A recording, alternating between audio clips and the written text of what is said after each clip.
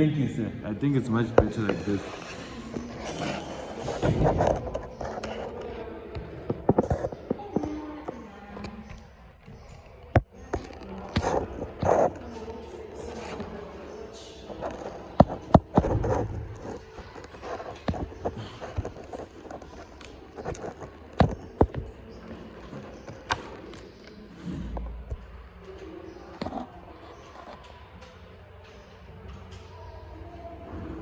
Okay.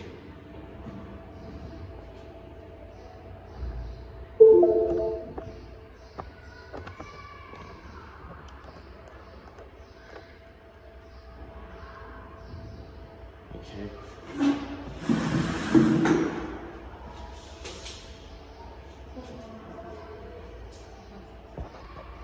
Okay, let's start. Good morning, class. How are you? Fine, thanks. Okay. Today we're going to continue from where we left off, and just to quickly recap on our last topic, which was the river features of erosion and deposition, right? Yes, we last dealt with features such as the meander lag, right? Yes, and the fluvial processes, which are, and the main processes which lead to these river features or landforms, which are what erosion and deposition, right? Yes, just to recap on those main two features, because they are so crucial in our next lesson. What do we understand by erosion? What do we understand by yes? The washing away of topsoil by wind or running water. Yes, thank you so much. The washing away of topsoil by wind or running water, right? Then what do we understand by the word deposition or the term deposition? Deposition comes from the word what? Deposit, isn't it? Which is to lay, right? Or build on, isn't it? It's just to lay or build onto something, right? We're depositing. So deposition is basically the building up of material, soil, material or particles, right? Which are brought in by, transported by water, right? So today we're going to move on to the sea features of erosion and deposition, right? As well as the landforms that occur. And we're also going to focus on wave action, right? So from the term wave, who could give us an idea of what you understand by the term wave? What is a wave? Yes, you can try. Wind and water in motion. Wave, you understand wind and water in motion, isn't it? Yes, you've got it. Does anyone else want to try? Yes? The building up of water in what? In an open sea, right? Or open waters. Thank you so much. That's brilliant. Okay, then what do you understand by the term wavelength? Yes, wavelength. How big or small the wave is? Yes, how big or small the wave might be. Yes. You want to give it a try? Maybe you can say the height of the sea. The height of the wave, right?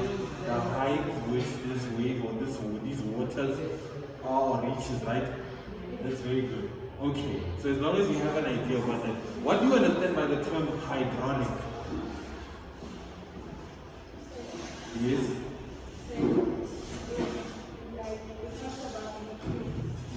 Having to do with liquid, right? Hydraulic is having to do with liquids. In this case is what? Water. Yes, in this case it has to do with water, right? Because we're dealing with the sea, right? We're talking about the sea and the features of erosion and deposition. So having to do with water. Then hydraulic force now is what? Force generated or created by water, isn't it? Yes, thank you so much. Okay, so we're going to start off this lesson by a quick and short activity, right? I want you to make use of your dictionaries and define the following terms. Let me quickly just project this.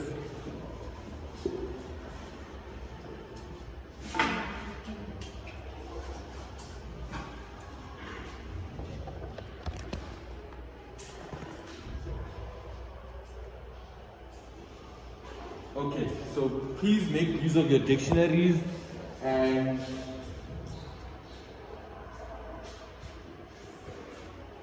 help us define the following terms. Okay, yes, can we begin? Yes. First of all, we have the word fetch. Who can define the word fetch for us? Yes?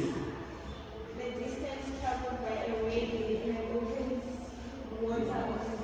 Thank you very much. Right? This is what the distance, pardon me, I'll move in a second.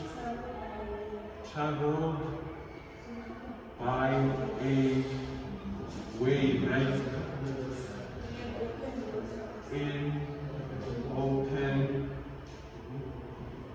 waters or the sea, isn't it? That's fetch. The distance traveled by a wave in open waters or sea, right? Okay, who can help us then define swash?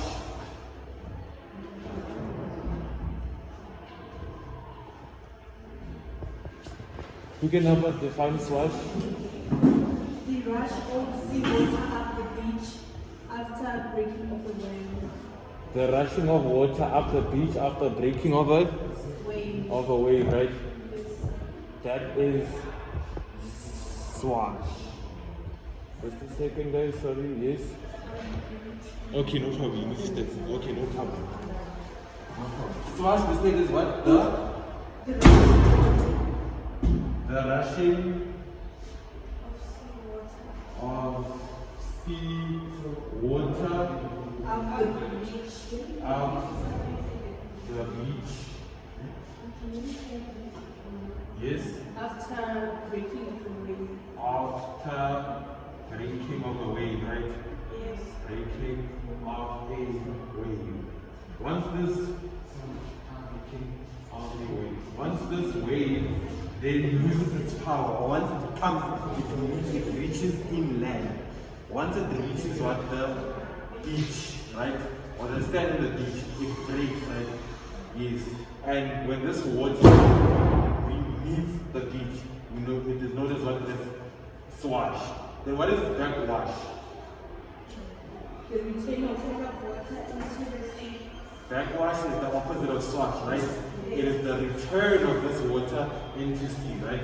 It is the return of water into the sea, right? It's the return of water or the sea water into the sea, right? That's backwash. Hydraulic force now. Let's define hydraulic force. We said it is Force generated by water. force generated by water, isn't it? It's hydraulic liquid, having to do with liquid or water per se.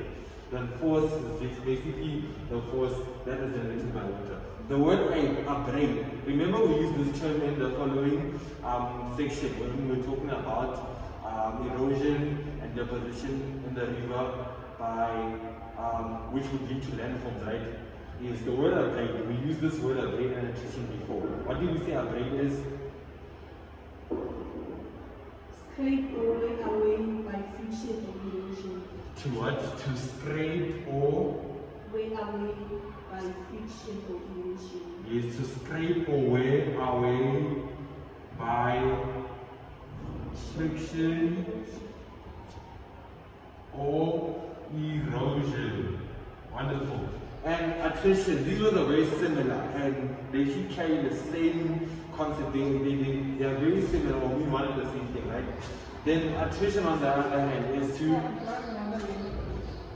Thank you. Coming guys. Attrition. Way away by friction or erosion. Yes. This on the other hand, abrade, it has to do with what? We said abrade has to do with Waving away of way away by friction or erosion. or erosion, right? Attrition on the other hand, Way away by friction. wear away by friction or erosion, right? to upgrade with the crashing of rocks. When rocks collide with one another, right? Yes, then they break into smaller pieces, which could be easily carried away by water, right? Yes, this has to do more with the collision or crashing of rocks. Collision of rocks. Right? Okay, now let's move on to the next section. Just give me a second. We are now going to watch short videos which are basically explaining or showing us some of the main concepts we are dealing with today. Just a second. Okay, there we go. The first one on this hand is what? Big waves crashing into rocks and exploding, right? Yes. From this video, we will be discussing the two main waves erosion and deposition occurs, right? Which is occurs, which is by hydraulic force as well as attrition, right? Yes. Yes.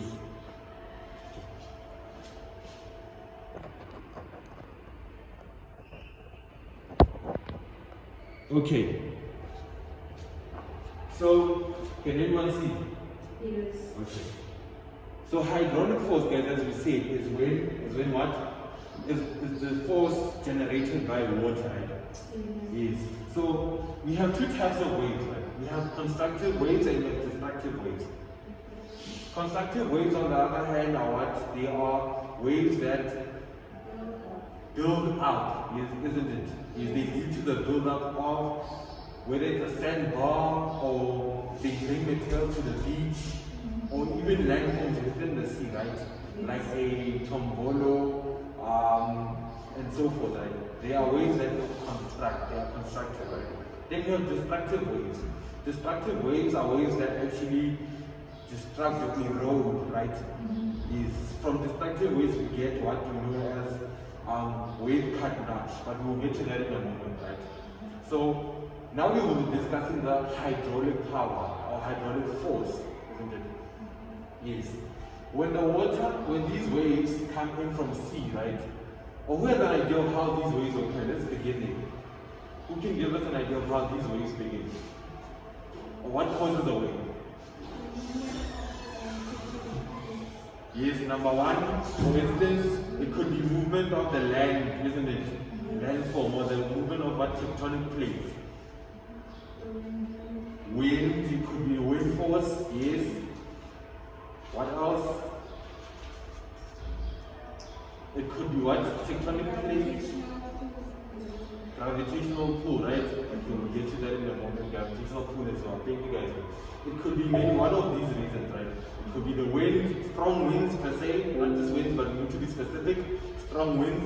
It could be the movement of the land from the seabed, right? Which would be caused by the movement of tectonic plates, right?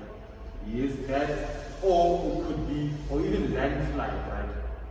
If a landslide occurs, you know what a landslide is? If a landslide occurs, if a large mountainous area, for instance, or part of the land falls into the sea, right?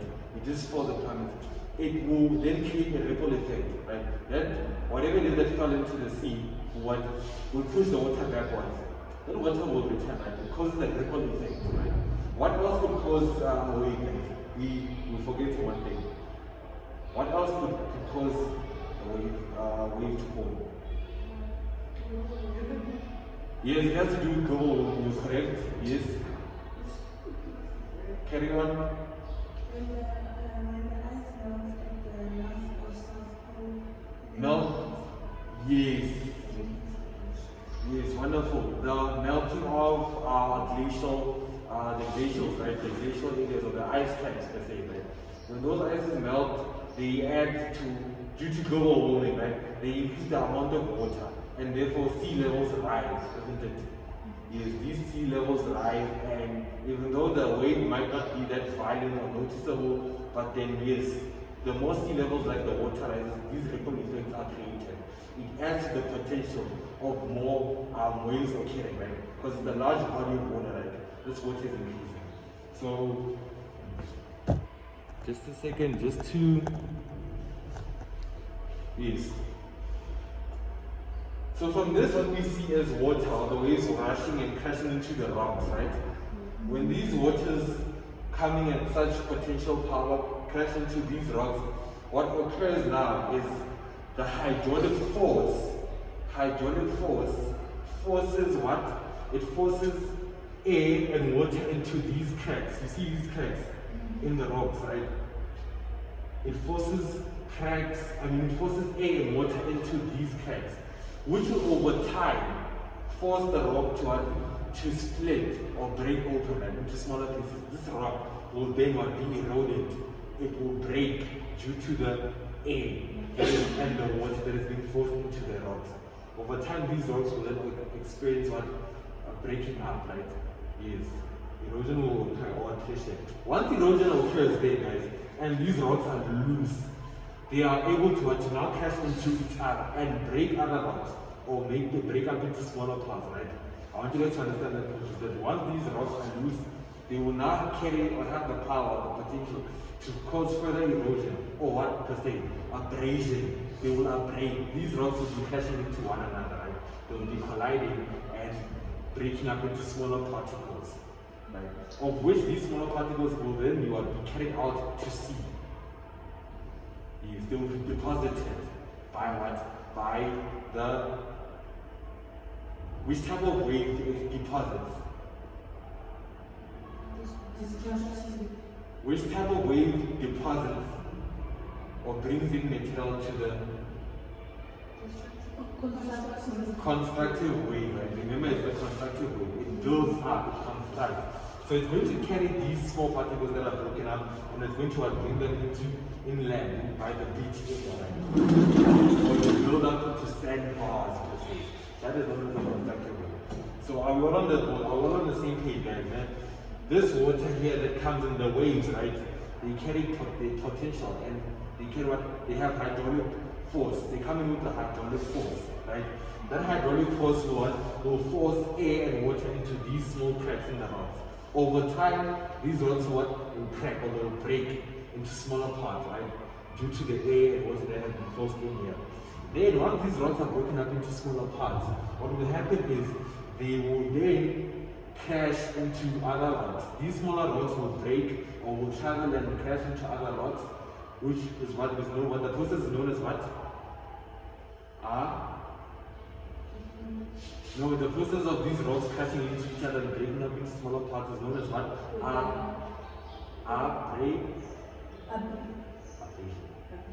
Yes, we just discussed it. It's to abrade, it's known as abrading, right? So that's what will happen. And these smaller particles can then be deposited or carried by the constructive wave and deposited inland onto the beach, right? So moving on to the next video, just a sec.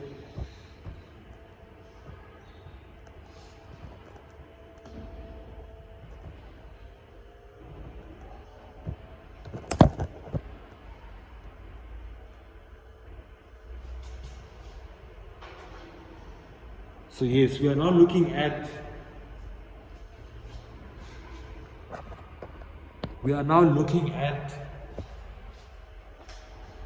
what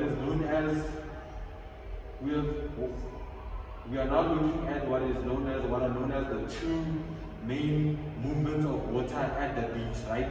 Or inland per se at the beach, which is known as what? Swash and backwash. Let us quickly define these words, right? What is swash?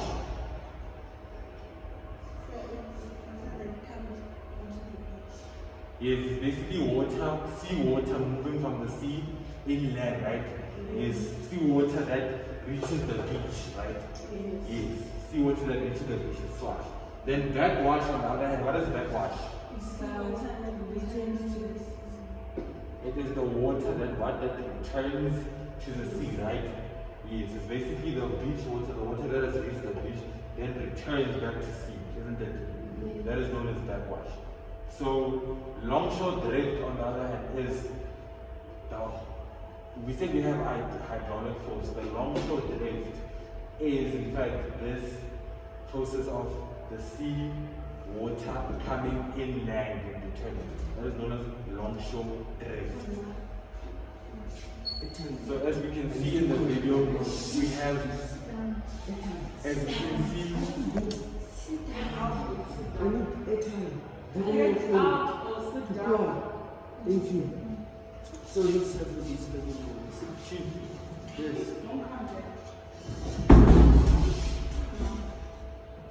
okay, as we can see in the video, right guys, the water is what brought in by these waves, right? The water is moving inland and returning, right? What type of wave can we say this is? Just from the visuals, what type of waves is this? Remember the two types of waves, the constructive and the destructive waves. What type of wave is this one? Constructive wave, right? Why do we say that it is a constructive wave? Because it's being sent from the sea to. Okay, yes, it is depositing particles, even though we cannot see them now, but yes, but why? What's the main reason, or the more visible, or the more obvious reason why we say this is a constructive, or these are it's a constructive wave? Because of the okay, the ripple effect. Yes, guys, you remember we said constructive waves are what? Let me pause this.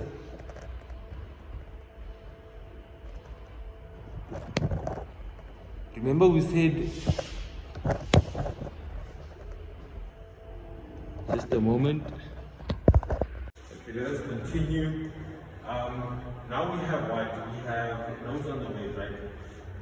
Waves are formed by the wind, isn't it? Blowing across the surface of the sea, creating friction, isn't it? This friction across the surface of the water created small ripples, right? Which develop into waves. The wave energy depends on the fetch. Remember we said the fetch is the distance the wave travels before it reaches land, right? And as well as the strength of the wind and the length of time over which the wind has blown, isn't it? The time, the wind, the wave energy depends on the fetch, the distance, isn't it? It travels before it reaches land, the strength of the wind. Let me just revise this a bit. The strength of the wind, how strong the wind was blowing. Obviously the wind blows stronger, it has potential to what? The waves will then have more potential, right? It has potential to create larger waves or stronger waves. It gives energy. The wind is basically providing energy. It causes more ripples, more friction. From this friction, more ripples or waves are created. The small ripples. The ripples are then developed into waves, right? So the fetch, the strength of the wind, and the length of time. The longer it takes, the longer time it is, or the longer the time for the wave to develop, means what? The stronger the wave, isn't it? We are more likely to have a destructive wave. The more likely we are to have a destructive wave. The shorter the time, the weaker or the less strong the wind, as well as what? The shorter the fetch, which is the distance, right? The shorter the fetch, we are more likely to have what type of wave? A constructive wave, yes. So the fetch is basically the distance over which the wind has blown, right? Or the distance over which the wave is traveling. Then moving on to the next, right? In this diagram above, we can see the circular orbit of open water, the friction with the seabed distorts the circular orbit motion.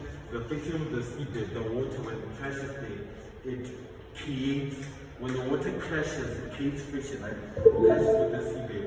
So once it crashes, it creates the ripple effect. It's adding energy and momentum to the waves, right? Then above, what you see on the top is you see that wave, but there's also friction occurring underneath, right? Where you cannot see. This is the top of the wave. The top of the wave, but it moves faster. Let's pause this for a second. The top of the wave moves faster, right? than the bottom of the wave, isn't it? It's the one that's in front, it's leaping up, it's the head, the one that's traveling faster. The wave then once it starts reaching the beach or land, the wave begins to break, isn't it? Breaking is what it's now coming to, it's stopping, it's crashing, it's getting cut off. That energy of power is now what? Breaking that energy, or dissipating the energy, right? Let's use the word dissipate. Water from the previous wave now. Remember that these waves occur in what? It's a ripple effect, in series, right? Doesn't occur in isolation. It's not just one wave that comes, then it's quiet. No, but they follow each other. The ones that are closer together, we say that what? The constructive waves are closer together, isn't it? Constructions are further apart. Constructive waves are closer together, yes, and the destructives are further apart. Destructives are further apart because they need time to gather strength for the fish. They need time to gather more energy and momentum. Therefore, by the time it reaches inland by the sea, it will be what? It will be strong and have more potential to destroy. So we are about to finish up now. Then the water that rushes up the beach is known as what? We said it is known as the swash. Then the one that returns is known as what? Backwash. So yes, as the water gets shallower, this seabed interrupts the circular motion then of the water, making the waves more elliptical. This causes the crest of the wave to rise up and eventually collapse onto the beach. The water that rushes up the beach is called swash, and the water that goes back towards sea is called what? It's called the backwash, isn't it? Just a second, maybe I'll be done now. So yes, here's a short video of how a constructive wave is formed, right? Constructive wave has a stronger wash and a weaker backwash. It's not as turbulent or violent. We have a smaller reach. It's not tall, but it is low. The waves are what they are low, isn't it? They are not tall, like the destructive waves. Then when it comes in, it deposits, isn't it? Remember we said what? The constructive wave deposits. Here they are. They are in series. They follow each other, right? They are close together. Remember we said the constructive waves are what? Close together. Yes. Unlike the destructive waves, which are further apart. They are gentle. They deposit. The same that you see the same bar is deposit. On the other hand, destructive waves now are what? Are taller, isn't it? There is more orbital turbulence beneath or near the seabed, right? They carry more energy or potential. It has a weaker what? Swash. Swash is that gentle movement of water on the beach. It has a weaker swash instead, right? It's not a swash, it's more violent. It's a violent intrusion of water, of the seawater inland, isn't it? And it has a stronger backwash. That's why when you have tsunamis or whatnot, you find that people's cars, people's things, belongings are taken as inland. Even people themselves are killed, they are taken into the sea, right? It has a stronger backwash and a weaker swash, isn't it? So let's move on. So now guys, we are quickly going to go over. Okay, let's have a short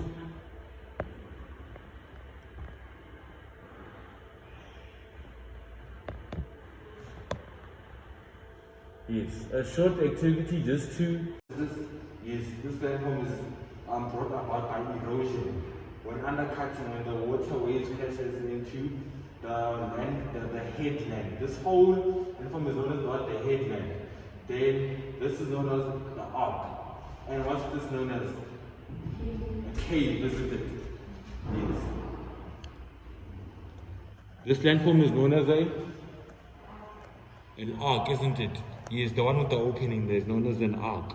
And the one returning into land is known as the what?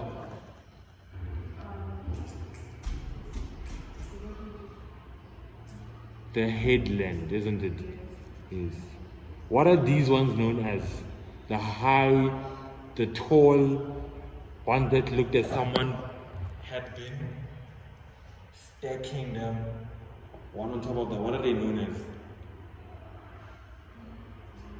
They are known as a stack. They are known as stacks. These are known as stacks. All three of them are known as stacks.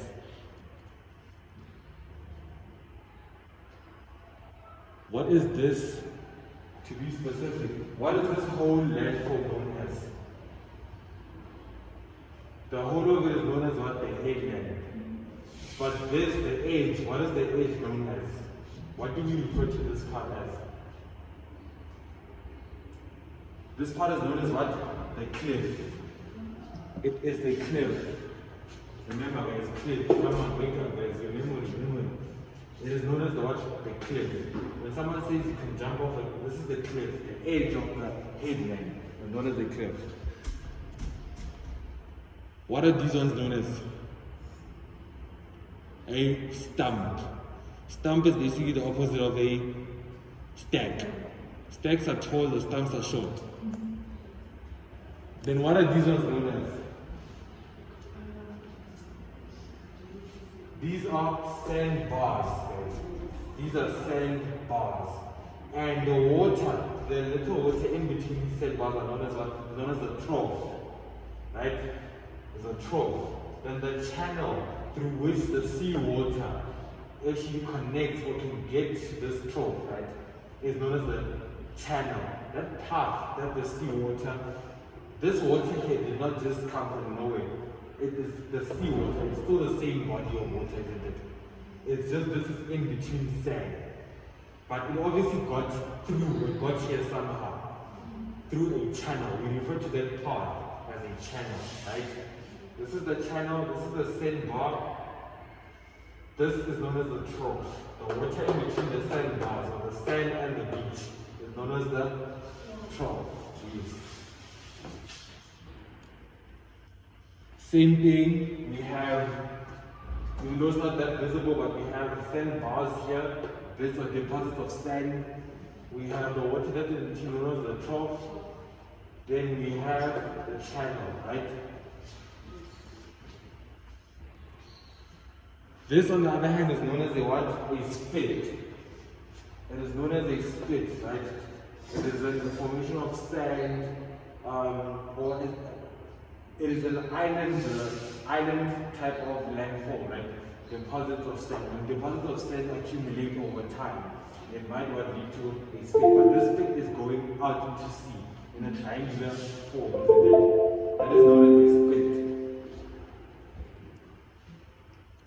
That too is a spit. This, on the other hand, is known as what? Wave cut notch. Right? This is a wave cut notch. Why do we call it a wave cut notch? Remember, wave cut notch is formed due to what? Yes? Yes, the water, the waves that come in, the waves, what they erode, they cut basically.